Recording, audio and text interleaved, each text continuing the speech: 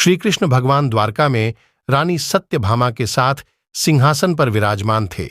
निकट ही गरुड़ और सुदर्शन चक्र भी बैठे हुए थे। तीनों के चेहरे पर दिव्य तेज झलक रहा था। बातों ही बातों में रानी सत्यभामा ने श्रीकृष्ण से पूछा कि हे प्रभु, आपने त्रेता युग में राम के रूप में अवतार लिया था। सीता आपकी पत्नी थीं।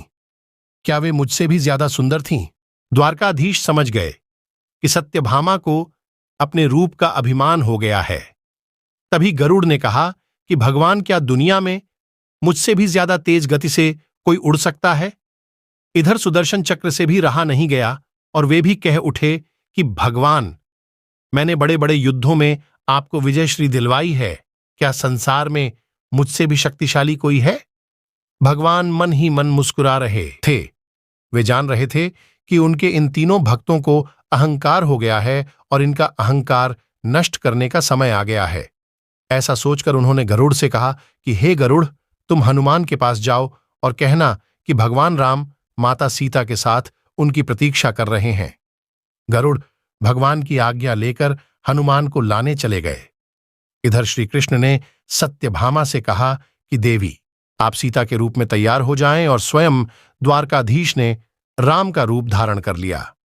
मधुसूदन ने सुदर्शन चक्र को आज्ञा देते हुए कहा कि तुम महल के प्रवेश द्वार पर पहरा दो और ध्यान रहे कि मेरी आज्ञा के बिना महल में कोई प्रवेश न करे।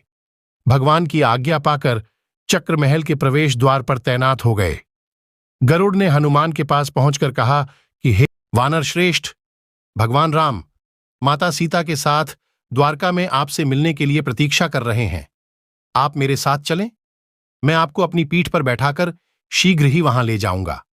हनुमान ने विनयपूर्वक गरुड़ से कहा, आप चलिए, मैं आता हूं।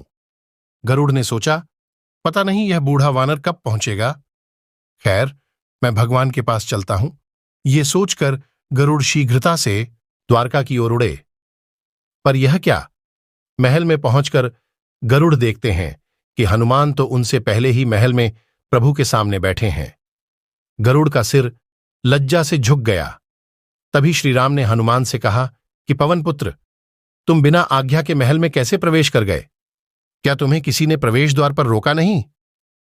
हनुमान ने हाथ जोड़ते हुए सिर झुकाकर अपने मुंह से सुदर्शन चक्र को निकालकर प्रभु के सामने रख दिया।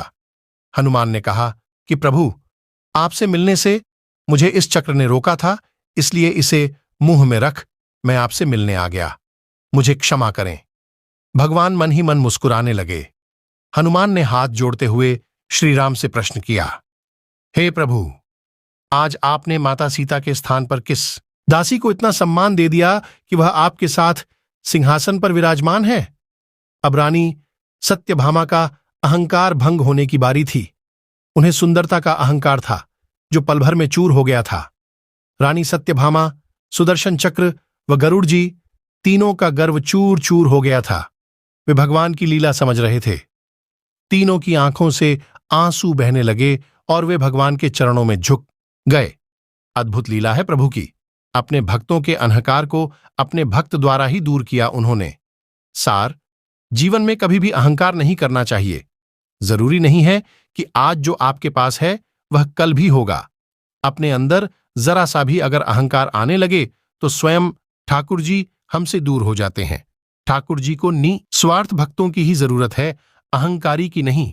मेरे प्रिय मित्रों, अगर आपको मेरी यह कहानी पसंद आई हो तो कृपया मेरे चैनल को सब्सक्राइब करें और मैं पूरी कोशिश करूंगा कि ऐसे ही अच्छी अच्छी कहानी आप सभी तक पहुंचा सकें।